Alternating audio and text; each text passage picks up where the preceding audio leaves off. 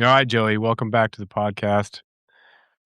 Right off the bat here, how many times have you seen the Val Kilmer AI movie?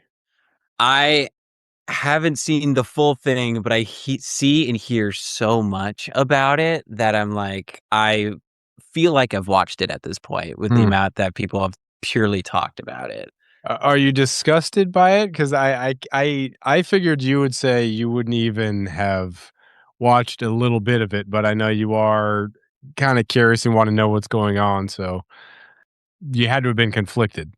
I only slightly because it gets to a point where everyone's talking about it, so I have to be knowledgeable, or it's like I don't want to know. I haven't seen it, and your assessment is correct, where I've been very much disgusted by it to a point where it's just like I don't like where it's actively I don't like what it's saying about everything, but at the same time, it's like I am a little curious, but I don't wanna watch it and support it and give it any money or my attention because that is valuable. Mhm. Yeah, so what is your kind of general thoughts on AI? Because you graduated in 2019, is that right? 2018 from 2018. high school and then 2022 from college. Yeah. So, as you entered the workforce, it's kind of been a rising sort of thing that's been there. So, have you seen it as been a helpful tool? Have you steered clear of it, and now it's kind of this point of an unavoidable thing you're going to have to deal with, and all of us are going to have to deal with it. So, what's kind of your initial thought about AI, and how has that evolved over the last couple of years? I mean, it's grown so fast, at least in the past 2 years. I think because the bigger tech companies are like, "Oh, this is the future," and if to me, everyone's saying it's the future because someone else is saying it's the future, not necessarily because they 100% believe in it themselves, is my, semi-educated opinion because, like, this one agency sees that another agency is investing in it, or one studio is seeing that, like, the Disney and the Sora before it collapsed, like, "Oh, Disney's investing in AI. Let's" if I was Universal, be like, "Okay, now I have to do it." And I really don't know how they're thinking about it or what they want. I think they just know that it's could be profitable because it means less human labor, and they just have to figure out how to use it, and I don't think that's the right method at all. What have people been saying? Like, are some of your I'm sure some of your colleagues are more paranoid than others at work. We've talked about it a little bit, and obviously Mhm. it's gonna impact education potentially because if you just got everybody to learn from AI bots, then yeah, you could drastically reduce the teaching workforce. But of course, it wouldn't make any sense to deprive students of human contact because that's a huge thing that you deal with. So, in the industry, in the film industry, what are people saying about its uses, proper uses? Scared, not scared? What have you seen? I'm seeing it in many different ways, and I think people are just throwing it at the wall to see what sticks in terms of because 'cause I'm currently on the representation side as an assistant. There's been talks of it, doing script coverage instead of needing an intern for it, and just putting a full-on script that isn't even been produced or even fully copyrighted yet of a client's material, and then they just ChatGPT within 5 minutes is like, "Here's the script, here's a general summary," and then, like, some managers are like, "Oh, even semi-replacing themselves, being like, where do they see this like, which production companies and studios wanna be the best fit for it?" On terms of the creative side, a lot of studios are thinking about, there are specifically AI production companies where it's like, "Oh, we don't need a, like, full-on below the line team of, like, production assistants and costume designs and cinematographers, but if we have the right material, the right director, and potentially the right editor/cinematographer, we can just put it through Sora and we have after 3 or 4 months of probably tweaking it with prompts and editing, we have a full-on movie. We don't need actors, we don't need voiceover, we don't need anything else, like, we can just make it ourselves." And in terms of Like, on the creative side, you know, if someone who is a writer or a director and they can't draw, but they are ready to pitch something towards someone, instead of hiring someone who could be a storyboard artist or a graphic designer, they'll throw, a pitch deck into ChatGPT or OpenAI or Gemini, and they have images of things they wanna create and ideas instead of having someone make it for them. Like, there's so many different ways, and I don't know what's gonna stick and what's not. Mhm.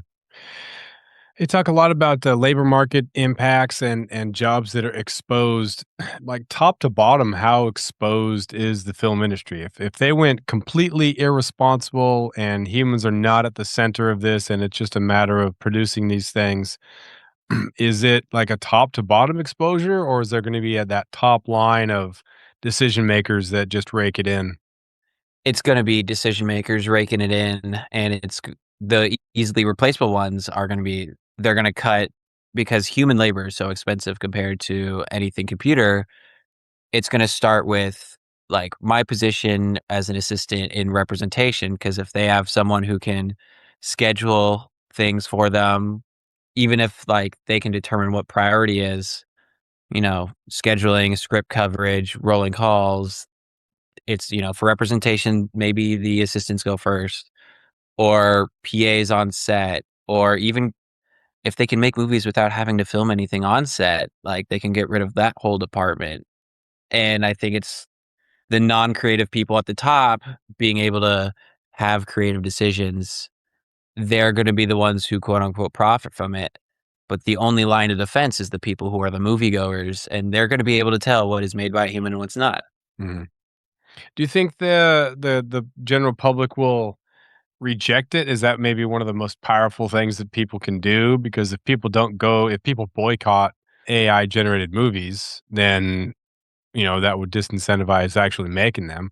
But do you think there's gonna be a big enough collective of people who are, like, gonna refuse because of the lack of human element? Or are we just so we just wanna be entertained, we don't really care?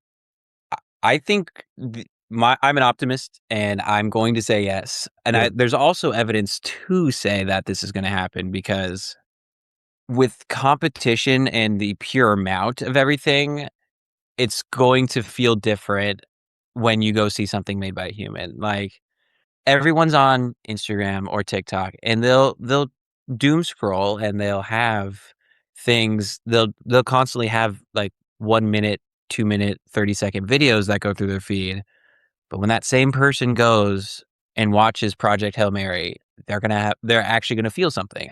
You're not feeling something watching a reel or a TikTok video or a Facebook short or anything because of the human element and what was made into it, and there's an actual story there because at the end of the day, since the beginning of time with, like, cave paintings, people love stories, and robots can't make stories because they don't know what the human experience is. Mhm. I think it was a clip from Ben Affleck who said that by its design, AI just takes you get an average or you get a mean. All the everything that's out there, it just compiles and it finds a pattern and it puts together, it guesses at what it thinks might be a good plot, which right, it's not a human type story. So in that regard, it seems like it would be something that couldn't be touched. Doesn't mean people won't try to do it, but, yeah, that story thing is so important, and to get something to resonate in, like, today's culture is something that, there's not a lot of data on because right now has never been done before, and so it's new. So I really hope that culturally we demand that people continue to be at the center of this, but I don't know. I guess there's some good examples 5 years ago, 7 years ago, whenever that was, when people were getting really excited about the NFTs and what was the Facebook alternate universe thing that you could, like Oh, the metaverse? the metaverse, yeah, you could, like, Yeah. buy a digital house in there and then have, like, digital NFT paintings of stuff, and it seemed for a little bit like this was gonna be the thing, this is where we are going, we're gonna have our separate lives, we're gonna be on our computer, but just living our lives through that. and that fizzled. Like, that's an absolute disaster. Everybody who was spending tens of thousands of dollars on these NFTs are there's nothing there. But those that was guided by rich folks, and then I think it came right before COVID, so COVID may have had something to do with this. So I Mhm. do think that social rejection of these things is possible. I just really hope that it happens, and because it's going to affect so many people potentially, hopefully that gives me more hope. But it is still a little bit worrisome. It's what we can do, and it's will happen. It's like whenever people are like, "Oh, we're disgusted by," like, let's say Starbucks has, like a cancelable item, they'll be people just don't go to Starbucks, and then with our money is our biggest vote. So, it does work, and if we continue to do it, it currently is happening with, like, you know, when Sydney Sweeney has questionable choices of, like, the jeans ad right when her movie Christie is coming out, a lot of the women didn't like it, and they didn't go see Christie, and guess what? It bombed, and so, studios are, like, taking into account, like, "Oh, should we have Sydney a part of our projects because of this certain thing?" So, it is a real thing, and it works. That was a weird one because it depends when people are super focused on certain things, they see the entire world through, like, that lens, and sometimes it's a good way to see the lens, and other times it's just it's an interesting take, and you see what you wanna see in everywhere, and yeah, that was an interesting I thought it was a good marketing ad. It was selling what a little bit more, those old Carl's Jr. commercials that were not even about burgers, but it was just Right. selling that carnal, desire and stuff. But yeah, it'd be interesting to see going forward. Have there been like actors or actresses that have been completely AI generated? So, there was I forgot her name, but there is an agency, I think it was one of the big ones, I think it was like a CAA or UTA, but they had a fully AI generated actress, and it was a 16-year-old girl, and she Gross. never yeah, which was everyone's big question mark. It's like, "Well, why do you want it? Why is the first AI person a 16-year-old girl?" And the people's reasoning was, "Well, labor laws are so expensive," and it's like they had a bunch of excuses, and I'm like, of me and all the people, and, like, we were talking, it's like, it's weird that it became that as a starter, but we were slowly realizing when people were like, "Oh," the talent representation was like, "Oh, she's getting offers for roles," and the press kept asking what were the roles and what were the movies, but they would never say, and we'd never see, like, audition tapes or anything, and it just kinda started dying out. We didn't start hearing about this person, and no one's really brought it up since because we all have collectively are like, "Oh, so either this wasn't real, this was never finished, or you were creating fake hype." So and it could be a combination of all 3. How often does that happen? Because now with social media, you can just generate buzz so much easier, and you can create this hype when really there's nothing behind it. So, how often does that happen? Is that kind of part of the game now, or how do you differentiate between this is good, actually hype, this might actually be really good, and this is someone who's just spending a lot of time and energy trying to hype something that is no one thinks is going to be a good idea or is going to be a good film or good anything. At the end of the day, no matter how long it takes, the truth will always come out in, like, entertainment, whether it's, like, if someone's creating fake hype for something, it's going to happen for the general audience because the general audience is gonna tell what is authentic or not. And in terms of social media, you're getting a lot of people who are using it are being able to tell what is an advertisement, what Mhm. is general authentic hype for something, and then what is something that is genuinely gonna be good? Because people can be genuinely hyped about something and then it be bad. Do you know about the whole Morbius scenario? No. So, Morbius was a Sony movie that is based off a Marvel character that came out, I wanna say around 2022, and Morbius people were like through the trailers and everything, and it was like it was looking really bad, and people were getting hyped about it, and it was like, "Oh, I kinda wanna see where this goes." And the whole entire population convinced Morbius that and the people behind it, that everyone was gonna go see it.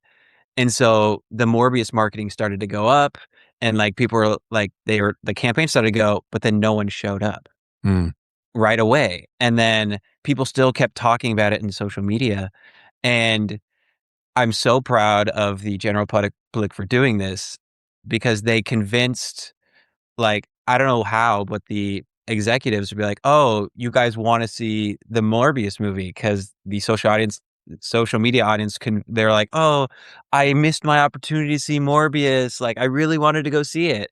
So then Sony re-released it in theaters for 3 weeks, and then still nobody showed up. mm, And so, like, Morbius bombed so hard because of all the fake hype they got, because it was like, "Oh, Morbius is the first movie to make more $1 billion," and all this stuff. So there is a, like, fake hype scenario that doesn't really happen, but it is one of the things. mhm. I was just on Rotten Tomatoes here. Critics said, "Cursed with uninspired effects, rote performances, and a borderline nonsensical story, this dreary mess is a vain attempt to make Morbius happen." So you could gotta get the idea. It's funny because sometimes people watch things sarcastically, like, it's, like, so bad, but again, like, obviously people wanna make money, and they don't count on it being so bad that it ends up being good, or, like, people will see it ironically or sarcastically, and you have to market, you gotta give it a shot, but yeah, I don't know. What Well, about, like, sorry, go ahead. I was gonna say, like, I think in terms of that, there's I've always said a bad movie is better than a boring movie because people will go and see the bad movies, and I think the 2 biggest examples are, 1, do you know about a movie called The Room starring Tommy Wiseau? Mm, So, Tommy Wiseau he wrote, starred, and directed in it, and it's become a cult classic mm, because of just the experience of it. It is by all means not a great movie, but it is very quotable, very iconic, and it's memorable, but it's not good whatsoever. And there are screenings, and Tommy Wiseau has kind of leaned into it, and he has screenings where he'll show up, and he goes to conventions, and people flood him because of this movie, and they love how bad it is. mm, So that and then the Minecraft movie where people it got memed on so hard that it made so much money. mm. I So, turned it off. I tried to watch it, but and then I didn't even wanna talk about it. I didn't even wanna mention it because then it's you're giving people free advertising by even talking about it, even if it is bad. sorry, I didn't mean to give the free advertising by bringing it up on No, today. it's fine. What about, like, a movie 43? It's got so many big actors in it, but it's so bad. Is it just Mhm. because they knew they're daring people to not go watch it with all of these really huge actors and actresses in this? I mean, it's really based off intention. Like, we don't know the true intention of the people who greenlight movie 43, but, I think whoever greenlit movie 43 saw the financial potential and didn't wanna genuinely make something good. They're like, they have all these actors. It's not even one full story, it's a bunch of different ones from what I've been told, and it's just not it's not cinema. Like, it's not filmmaking, it's not storytelling, it's, "I wanna make a movie, and let's see what happens," and I think those are very different things. Yeah, it's like it's almost like sketches. I've seen part of it, and it was like, the first couple episodes of The Office were very uncomfortable until you settle Mhm. into what it is. Right. That's mocking these type of people, and then you can kind of enjoy it, and then it's fine, but this just never got good. But yeah, Kristen Bell and Halle Berry and Kate Bosworth, Jared Butler, Gerard Butler, my bad, Common, Kieran Culkin, Richard Gere, like, so many, Hugh Jackman, Greg Kinnear, Johnny Knoxville, so many people in that, but man, just an absolute This is the Christopher most Ash, stacked cast of a movie you could arguably say, yeah, if you Emma wanna call it a movie. Stone, Jason Sudeikis. Uma Thurman. Yeah, it just goes on and on and on, but it's just I don't know, I guess if you can, you will. But we're talking about it. It did We are something. talking about it. We are talking about it. We are giving it free advertising. Someone might be watching movie 43 just because of it, but yeah, shoot, man, I don't know. We have so many different tastes. You can have multiple things be popular. You have people who hate enough people will hate it, enough people will like it that, millions and millions of dollars that go out there. I think that's the beauty of it. It's the double-edged sword of movies. It's like I think the I think today the general audience movie, I don't really think it exists anymore. I think so many because there's so much content and so much movies, and I think people who are making them are targeting their demographic even more niche, where 'cause, like, I think superhero movies are becoming less general audience, and it's, like, becoming more and more comic book and diehard fans. Like, I would you consider, like, maybe Avatar the last general audience movie? Like, I don't Yeah, know.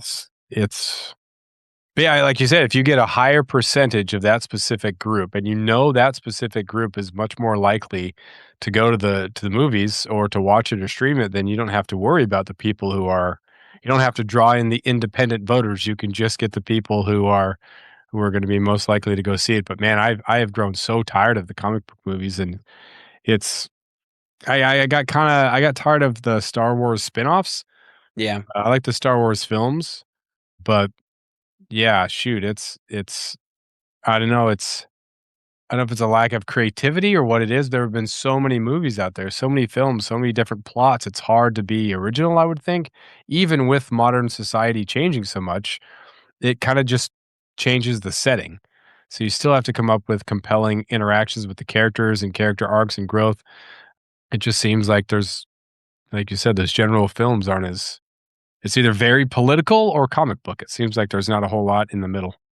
The problem is, like, the ones of those don't have the budget to Mm. reach as many people. Like, you know, I love Catch a Can. It can hold 2 movies at once, it sounds like. Like, and there's so much out there. Like, my theater that is a 10-minute drive from me has, 16 different theaters. Even then, it's like not every movie is shown there because some movie budgets don't have a theatrical experience. Some movies are gonna be on streaming, and I think a little bit of it is finding what your taste is, figuring out what's out there, maybe even putting a little effort to see, "Oh, what's coming out this week?" And it's a whole different journey, and it's not like, "Oh, there's 4 movies to come out in the month of March, and it's 1 per week, and we're all gonna see it and have a communal experience because the communal experience for entertainment doesn't exist anymore. Mhm. What do you think the future of the movie theater is? Do you think it's gonna get down to, like, a minimal point and there's minimal theaters, but it will never fully go away? Or will we get to a point where the theaters close down and they'll just be doing limited screenings at, like, a conference, a Hilton hotel conference room? There'll be a big screening there. Like, do you think that there will be a time in the next 5, 10, 15 years where there won't be movie theaters anymore and everything's just gonna be streamed or very special? The theater experience is never gonna die, and for, like there's 3 reasons why I think. 1, I saw a stat a couple days ago, the average age of a person going to the theatrical experience is 24. Like, the next generation is going to movies. It's not necessarily a date night or anything, but the most common group of people going to the theater is a bunch of 23-year-olds with their friends, and you just go and have a good time because what's always gonna separate the streaming experience from the theatrical is you are watching it in real time with someone on a massive screen, and the home experience, you can only do so much. You can't get the surround sound and the full sound and visual from a theatrical experience. Project Hail Mary is not meant to be seen on a phone, on a Mm, laptop, or a television.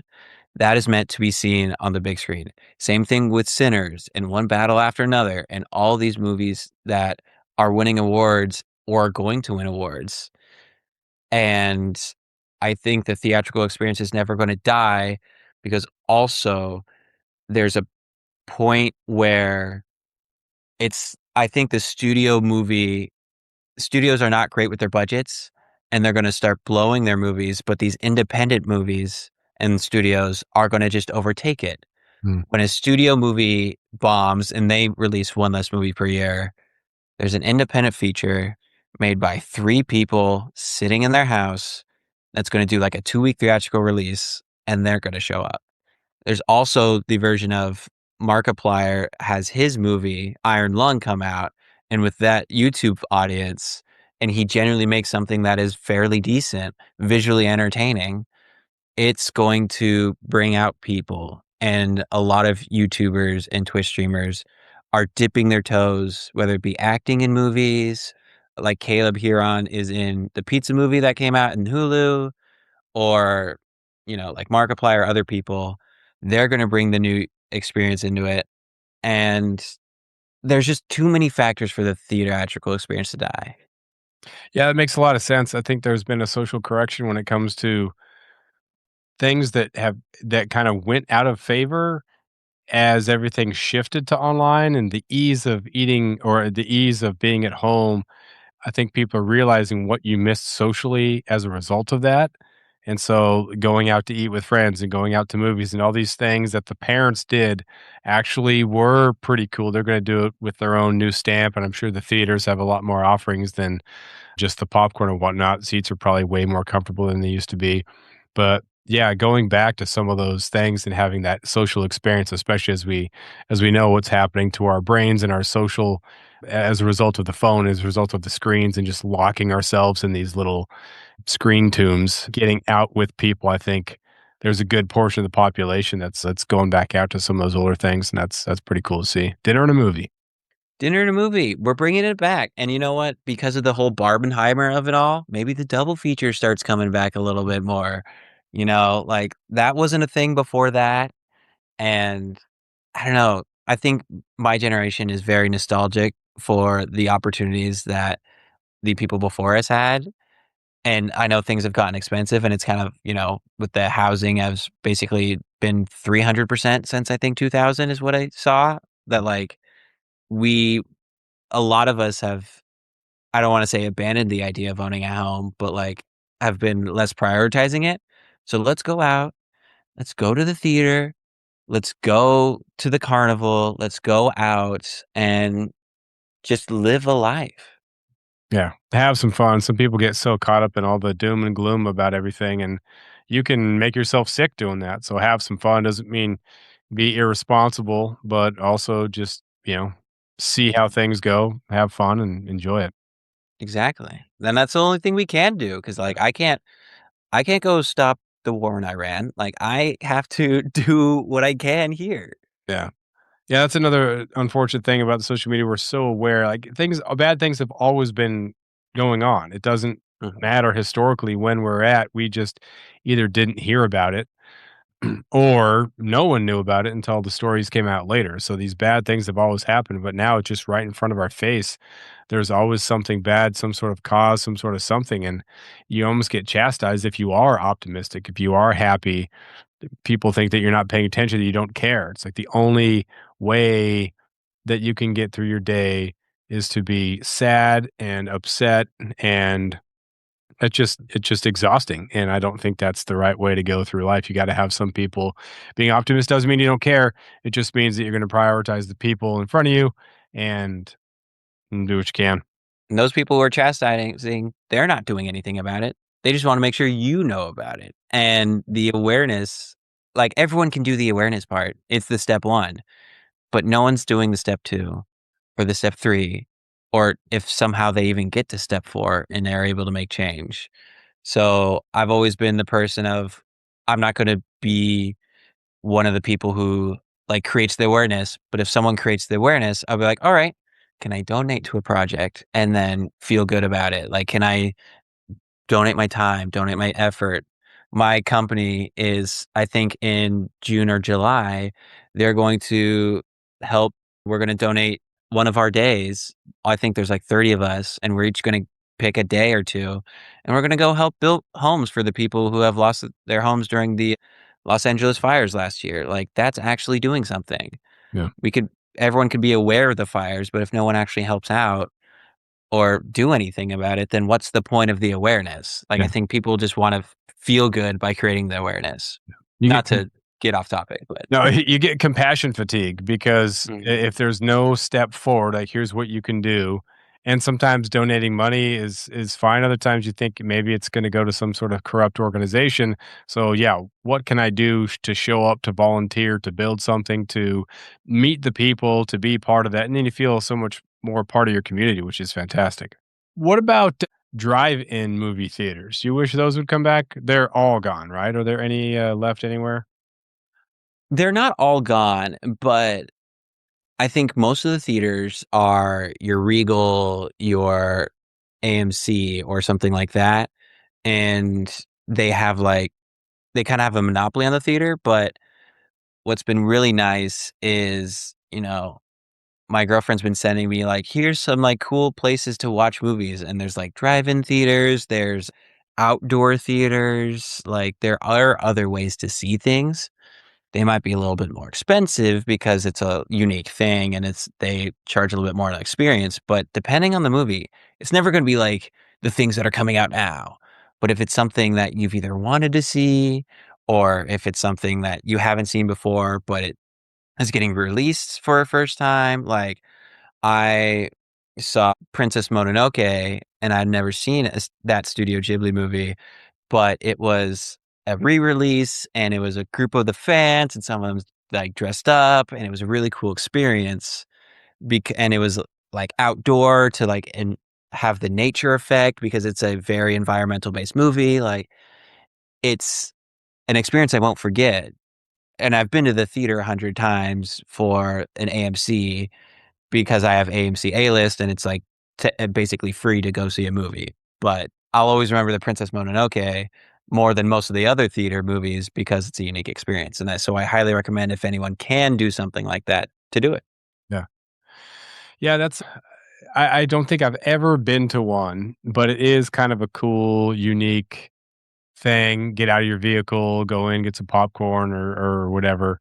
But it takes a lot of space. I know those movie theaters are pretty stinking big, but to have essentially a well-spaced parking lot is a pretty expensive thing to not much to really maintain, but just as far as acreage.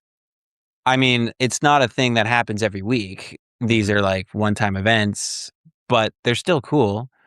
I know, I think my girlfriend's sibling used to work at a place that would happen once every other week on a Friday night, and it'd obviously be based off weather, but California, the weather doesn't really change, so they usually were good to go. Mhm. So it would, it's not something that I recommend someone go like that's their only theatrical experience, but it's different, and it's okay to have like, go away from the norm a little bit and just be like, this is fun, Mhm. and that's okay. What are 3 movies you've seen in the last year or so that are must-sees? Maybe 2 really, really good ones and 1 that maybe is a little bit under the radar. Oh gosh. I think I'm gonna give I'm gonna break a rule a little bit. I'm gonna give 2 streaming and 2 theatrical Good. just because, like, not everyone has access to the theater, I get it. My first one, for all the Alaska and Pacific Northwest listeners, if you ever seen Train Dreams on Netflix, it Train is Dreams? Train Dreams. Train It's Dreams. it's Taron Egerton, and he plays a lumberjack, and it's his journey as a lumberjack, as well as being alongside the changes of, like, the industry as a whole. It is the most colorful movie I've seen in a long time. It's beautiful. It's a little slow, but it's peaceful in terms of, like, how slow it is, and I wanted to I wanted to be in the wilderness with him. I wanted to be at that campfire. I wanted to chop down trees with him. I wanted to be there with his love interest. Like it's so good. It's on Netflix. In terms of, I'm going to give my two theatrical ones. I think Sinners. A lot of people know about Sinners for the most part, but Michael B. Jordan won an Oscar for a reason. He literally plays him and his brother, and he does a good job of distinguishing the two of them. It's, it's a horror movie, but it doesn't have too much gore in it. And it's the first like blockbuster horror theatrical that has been really successful in a long time. It's a majority of a black cast. It did really well. Ryan Coogler is an amazing director. I highly recommend people go in blind to that if possible because it's such a wild ride. The music's fantastic. I cannot stop talking about that enough. I've mentioned this throughout, but Project Hail Mary came out last month. For those who haven't heard about it, Ryan Gosling goes into space. He doesn't talk to most any humans for the most part. He has a conversation with a creature. I will not spoil the creature if you guys have been avoiding spoilers the whole time, but it is beautiful. It's Lord and Miller who produced the Spider-Verse movies and did Cloudy with a Chance of Meatballs and 21 Jump Street, so it's got heart to it. What Ryan and those two did in a space movie, also must see theatrical experience, very colorful, very very sound heavy with like the lack of sound in space and what they choose to have us hear. Absolutely brilliant. Cannot recommend that enough. And then another streaming movie. I'm in the middle of it right now, so this might be, but I've been told it's really good. Pizza Movie is on Hulu. It What do you mean you're, is. like, in the middle of it? Like, you've stopped I watching it? stopped because I had to go to work. Like Oh, I didn't stop by choice, but I have started this movie. Like I started watching it with my friends, and then halfway through, I had to get up early for work, so I paused it, went home.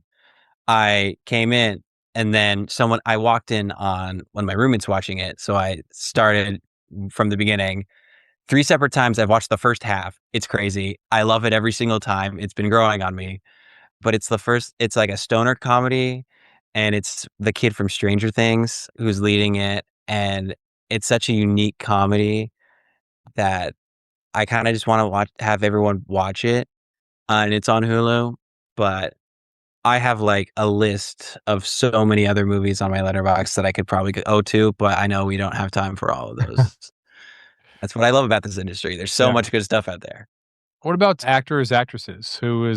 There's always someone who gets maybe some acclaim for a great performance, but as far as, like, staying power, and do you think staying power has kind of has changed now? It seems like we don't have the same actors and actresses. There's always someone new, but then they kind of age out. Like, whereas, like, in the '90s, it seems like you had Tom Hanks every year putting out something that was huge, and you had Meg Ryan. You had these stars that were consistent through like a decade, and then that kind of, Brad Pitt was in there. All these people that were consistently throughout, or maybe that's just when I watched more movies, and maybe that's happening now, and I'm just not as I haven't seen as many movies. But what about that? I think there aren't as many true movie stars as there used to be in the '90s and the '80s, and even in the early 2000s. And I think a lot of that is just because of the amount of content that's out there, and, you know, the movie star will also do television, and the television star will also do movies. So it's like, it's not a bad thing that there's not, like, true movie stars anymore, but I think I think 2 actors that I think have real staying power in this industry. One has been kind of in staying power for a while. I think Glenn Powell, I know he's a UT alum, so I might be a little biased, but I think he has the versatility. He can do rom-coms in Anyone But You and set it up. He can do action movies like The Running Man, and he can do, what was the other one? Twisters? Hitman. Oh, And Twisters. Yes, I love Twisters. How did I forget about that? But he can do everything, and he was just in the Super Mario Galaxy movie, so he can do great voice work too. Like he really can do it all. He has his own production company that's doing pretty good right now. And I think another person who has been really popping off recently, and they have the charisma, the energy to have the staying power, is Coleman Domingo. He's been mainly a lot of television. He did a really good SNL episode recently to prove that like he can do comedy, he can do it all. I'm about to go see it tomorrow, but I've been told he has a really good performance in the Michael Jackson movie that's out right now. Like I truly believe Coleman, and he's kind of like a Kihei Kwan where he's really getting popular on what a lot of people would consider his back half of his life, where it's like Coleman's a gay man in his 50s and he's doing really well right now. And I don't believe that's going away anytime soon. Mm. In terms of actresses, I think, Zendaya's had staying power for such a long time. And I think, you know, in my generation, she was a Disney Channel powerhouse. And then with her Euphoria and her Dune and her Spider-Man, and she just had a movie come out called The Drama, and a lot of people went to go see it. Like, I think she has the versatility to do lighthearted, to do funny, to do serious, to do anything. And I'm trying to think of, because I was asked this earlier of like, what are like my top 5 actresses right now? And I'm trying to think of at least a second one, because I think there's so many out there, but the problem is a lot of actresses more than actors get put into their boxes Mm. because it's like, oh, if you like, there's no like, the industry won't do like a Meryl Streep anymore, where it's like you see them do really well young, and then you keep casting them in different things, and you see like Meryl Streep's full career, where it's like we just don't see that a lot anymore, and it's Like kinda sad. Emma Stone has kind of been in consistently in some good movies, very recognizable. But yeah, it does has not uh, seems to be like an icon type. Like there are people who would just see, like you said, Meryl Streep. Oh, I'm going to that movie because it's going to be huge because she is mega. But yeah, it's a good I would point about say being typecast a little bit. I think Emma Stone is probably I would say she's one of the last movie stars, because Emma Stone doesn't really do TV as much. Like, I think because she's also going to the same directors multiple time. I forgot how to pronounce his last name, but Yorgos, who did she did like Poor Things with, and she just did Begonia with. Like, she keeps going back to Yorgos, and she keeps doing the movies. So that also I feel like could be one of the last movie stars. But again, there's no like maybe Timothy Chalamet, because Timothy doesn't really do TV. Is like Timothy's doing Dune, and then he's doing Marty Supreme, and then he's doing Wonka. Like he's doing all these things. Hmm. Yeah, it's interesting. Again, it's hard for me to look back at some of those iconic actors of my time and not obviously think that I probably have a bias. But you look at Pitt and you look at Tom Hanks and all those people, and it's hard not to say, "Oh man, that was such a great time, such great actors." Jim Carrey, unbelievable range, and you wouldn't have expected it, but you watch The Truman Show and you think, "Oh, that's such a perfect role for him," and then you watch Ace Ventura, like, "Oh, that's such a perfect role for him." It's crazy to have multiple perfect roles and other people like you to have like sneaky range given the opportunity to have it. But yeah, I'm not sure that I see a lot of people in a lot of different roles. Again, I'm fairly limited now, but yeah, There's just so much talent. So it's like, why would a studio take a risk on a role that the actor hadn't played before?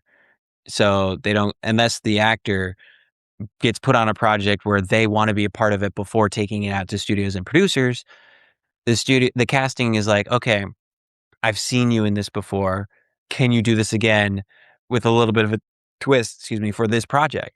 So there's not, because there's so much talent out there, unless you like there's not any opportunities where it's like Steve Carell does comedy, then Steve Carell can do drama, or like, Tom Hanks does comedy, does drama, or even the reverse where it's like we know Robert De Niro as this like drama guy, but then he does Meet the Fockers, and it's like, whoa, okay, he's got comedy. Like you don't.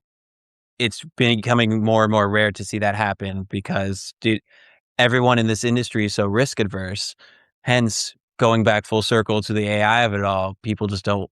They'd rather take a risk on a non-human rather than take a risk on a human and take away the human factor of it all. Yeah, I think those big names are so expensive, but you had like with that De Niro example, you by casting him and having like every attribute in Meet the Fockers, what came with it was that gangster, that Goodfellas underlying character was like there. And so if you knew that, it Mhm. just made that character so much more rich and believable and depth. But yeah, it's expensive to cast some of those names. It's gonna be pretty expensive. So yeah, like you said, a lot of talent. Just go with what is gonna be a good investment, but maybe cheaper. Which is weird because I think the reverse also is true. Like, I don't think that's I call it the Star Wars method, where you cast a bunch of no names and hopefully the story carries. Because you don't see a lot of that either. Mm. It's like they'll cast one or two people with big names and then go from there. Because like we are like, oh, it's too expensive to cast these big names for things, but we're not doing the reverse. We're not doing the Moneyball method where it's like we're building it in the aggregate. Like what like why are we not doing that if you think is things are too expensive? Why do you keep going back to this and then complaining about this? And then if the movie doesn't do well, you're blaming, oh, it's because the actor didn't have enough followers on Instagram. Like then use the other method, but nobody wants to take a risk on that. So I don't know. I think Interesting. a lot of people who are complaining at the top about this method is not trying this method because they don't want the risk of that. So I don't know. I'm not going to Yeah. be the guy who's like, oh, if I ran this industry, it'd be different. But Yeah. Do you think it's harder to take risks now or harder then? Because obviously there are some topics that you could not touch, or it was very risky to take certain topics on, or to cast certain people in certain areas. There was a lot of things that socially we weren't as acceptable, and that would be a big risk. Whereas now you could pretty much do a movie about anything. But like with the money and with there's so many other things to consider now, so many other variables. So do you think in general it's more difficult to make movies now or back in the 80s, 90s? Or taking risks? Taking risks in the 80s, 90s versus taking risks now? I think it is slightly harder. And I think taking risks now is slightly harder because of the competition of it all, where yes, there's more talent than ever, but development execs and production companies and studio heads are so they have to go off profit so much. Like if a development exec doesn't like start being positive in their like profit range in like 3 years, they don't really get a chance to develop their tastes or to stay there. So they're like, "Oh, this isn't what we're looking for," AKA, "This isn't a thing that we think is gonna make money, but we like the material enough," is this common thing I hear all the time, and they can't the younger execs or the production companies themselves can't afford to take the risk because the studio executives can't take the risk because the people who are making money at the top don't want to take the risk. Hmm. And I think that's the problem of it all. If you remove the studio head portion of it, I think the risk is super low right now because when I make my short films, I go to Backstage or any tour. I have a bunch of actor friends, or I can go. I have like a list of all the scripts I've ever read, and I can pick which writers I like to bring an idea to life. And there's so much talent out there. I'm able to kind of pick the cream of the crop, and we can go make something really good. And that part, making a good movie, a great movie, or an excellent movie, is easier but getting something sold and making it profitable, quote unquote profitable, I think is harder than ever. Mhm. All things considered, is it a great time to be in the film industry, top to bottom, every role, or is it uncertain, scary? Where I think I know how you're going to answer that because you're an optimist, but what do you think? I'm not gonna lie, I think it is harder to get in the industry, but the people who last in the industry are gonna be better for it. And I think every day I am seeing people either quit the industry or get fired or move on to something else or they get really burnt out. And I think at the end of the day, there are people who just end up stop doing it. I've been if we start my career since getting out of college in 2022, I've been in it as of next month for exactly 4 years. I'm still going, I'm still passionate, and I've seen so many people quit the industry or get let go or something, and the fact that I'm still in it and I'm still passionate about it is going to pay off in the long run because everyone else is seeing it. It's like, "Oh, this kid is still here. Why hasn't he left yet?" And he's been doing it for so long. So I only recommend the arts for people who are willing to go through the struggle. Because a lot of people go through the arts because of, "Oh, I wanna be on stage. I wanna do my hobby for a living." But are you willing to make your hobby your job? And that changes it. It's not gonna be as fun sometimes. Like, I'll be on calls, and it's demoralizing hearing how some movies or television get made, but then I go be on set with people I care about for a project I care about, and it's gonna bring me back into it. So, to anyone who's trying to be in this industry, I'm not gonna be like, "Be really sure about it," but I want you to think of why you're in the industry, Mhm. and if it's in the real and authentic reasons, you're gonna stand out, you're gonna have the passion to last, and then you're eventually gonna make it. You may not make it in your 20s. Hell, you may not make it in your 30s or 40s. You could be like Coleman Domingo who pops off in his 50s or Kihei Kwan when he gets his first Oscar in the quote unquote back half of his career. But you're gonna eventually end up doing it. And I would I'm the person with the passion that I'm gonna keep doing what I'm doing. And if I work a day job the rest of my life and eventually make things on the side to try to get like the actual director dream going, even if I end up don't doing it, I'm gonna live a happy life because at least I tried and did the industry I'm passionate for. Mhm. Yeah, I think social media has allowed this idea to bubble up that all you have to do is choose the right thing. And if you choose the right thing, then the work won't be work, the money will be there, and everything is going to be easy. But the reality is, you discover that the whole point of it is the struggle. I mean, it's a super cliche. It's the journey, not the destination. But if it wasn't hard, if it was easy, then it wouldn't probably be worth it. There has to be a struggle. Like, that's why it separates you from the other people who aren't willing to go through with it. And it's just because it is hard doesn't mean that you made the wrong choice. Like, that's, but there's so many people who are like, I gotta find what I'm passionate about, then everything's gonna be okay. It's like, you gotta be a passionate person. Like, that's how you will find joy in the things that you're doing. Otherwise, it's not a matter of choice. The universe doesn't owe you happiness. Nothing owes you anything. You bring that passion to it, then things are gonna be great. Like, I'm sure your dad is not passionate about seeing people in distress, like going to fires, but you're providing something for the community that's super super important. I think that purpose and being creative and knowing everything that entails, that's the real fun part of it. And I think that's what will be taken away if AI takes over and the rich people just give us a UBI where if you want to paint, you can paint. There's an example in one of the documentaries I saw. It's like, if there's no struggle, you're not gonna make anything worthwhile. Like, there has to be a level of strain. You can't just hang out and do nothing. Like, you gotta have creativity. There has to be friction.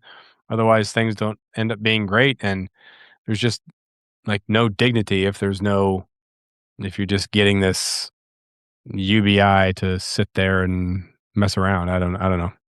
It's also, I think, a lot on your social media point is that there's so many people who can just like film something on their phones and then they get, they pop off, they get famous, they get paid for it. And a lot of people think that the messages that they're being fed from those people who just point and click their phone doesn't go through a bunch of other people and is just their opinion is out there that, oh, if you want to make the thing that makes you happiest you the thing you get paid for. And I don't necessarily think that's true because, you know, I a lot of people who have a job, you don't necessarily want your job to be the thing that makes you happiest because then you become a workaholic and that's your only source of happiness. Like I think that's a big problem in the capitalistic culture that we have is that, oh, if I love my job, then my job is everything and you won't have to find joy in a lot of other things. So you don't necessarily want your job to be the thing that you are happy with. And you don't need to monetize your hobbies too. Let Mm. your hobbies just be hobbies. And that's also like I know money's hard out here, but keep you playing on the guitar like just something for you and then a couple of other people that you know. The whole world doesn't need to see you play guitar, and that's okay. Yeah, exactly. Yeah, I think you have to determine what's right for you, what's best for you, and it varies. We want answers. We want to buy books or follow influencers that are going to tell us what we want to hear or what's going to solve everything that we have questions about, but that's not it. You got to go on the journey, figure it out, and it'll change. You'll figure it out. Like in your case, there, you're reaching for something, you end up in somewhere else or in a job or role that's different than what you expected. You still found something. 50% of people get careers in things that weren't their major in college, and that's just part of the journey. But sitting around and thinking you're just gonna find it without actually looking just doesn't even make any sense. You gotta look, and it's not nothing's gonna be handed to you, but the journey everyone thinks their journey is gonna go a certain way, but if we are media literate, the journey that we go on, the in all the movies are never how they end up to be. Like, if we things can be predictable, but that journey, there's the twists and turns, and the main character ends up better in some way, shape, or form. May not be a happy ending, may not be a sad ending, but it's better for the character, and that's why we like it. If we watch movies to be like, oh, to kinda look for answers, every movie is telling you, "Hey, like, the path that you think is gonna happen is not necessarily gonna happen," but, you know, we think about the actual plot rather than what the character is going through, Mhm. and it's sticking us right in the face. Yeah. Protagonists have to move, so we do too. The hero's journey. Yep.